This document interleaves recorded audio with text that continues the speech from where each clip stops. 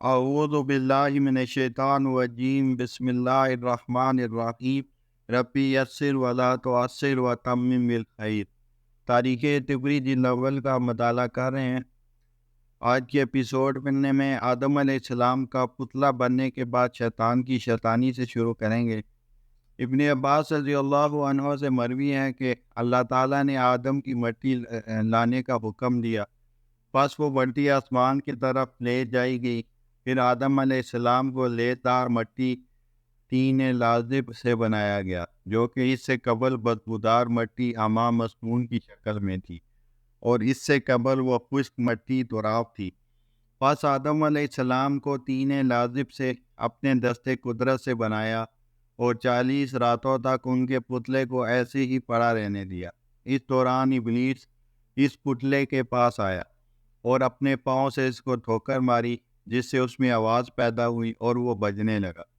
اللہ کے فرمان میں من صلصال کالفخار، سورہ رحمان آیت نمبر 14، ٹھیکری جیسے سوکھے سڑے گاڑے سے میں اسی طرف اشارہ ہے۔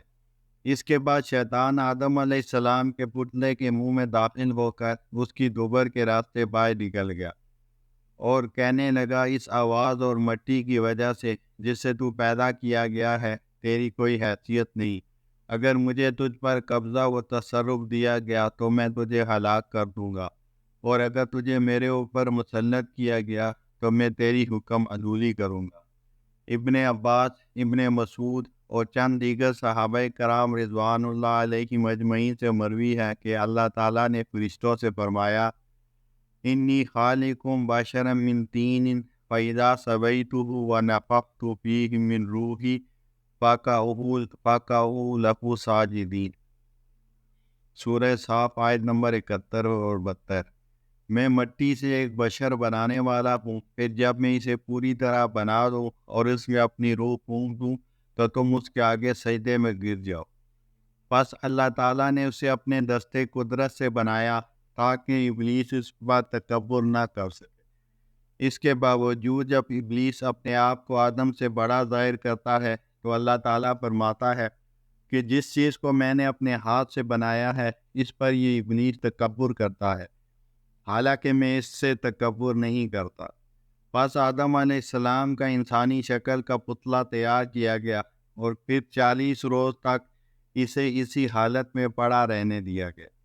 فرشتوں کا ادھر سے گزر ہوا تو وہ اسے دیکھ کر گھبرا گئے، اور سب سے زیادہ گھبراہٹ ابلیس پر طاری ہوئی۔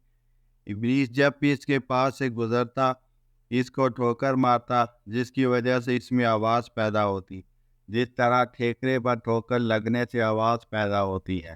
من صلصال کالفخار میں اسی کا بیان ہے۔ ابلیس ٹھوکر لگاتے وقت اس سے کہا کرتا کہ تجھے کس کام کے لیے پیدا کیا گیا ہے۔ وہ منہ کی طرف سے اس پتلے میں داخل ہوتا اور دبر کے راستے باہر نکل جاتا، اور فرشتوں سے کہتا، تم اس سے مت ڈرو، تمہارا رب بے نیاز سمت ہے، جبکہ یہ انسان اندر سے کھوکھلا ہے۔ اگر مجھے اس پر مسلط کیا گیا تو میں اس کو ہلاک کر دوں گا۔ پھر نیکوں کے ہاں بد اور بدوں کے ہاں نیک اولاد۔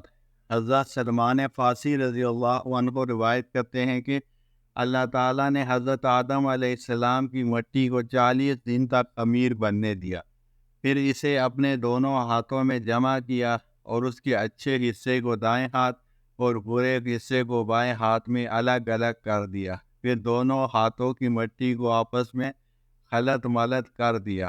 یہی وجہ ہے کہ نیک لوگوں کے ہاں بد اولاد اور بد لوگوں کے ہاں نیک اولاد پیدا ہوتی ہے۔ روح کب پھونکی گئی؟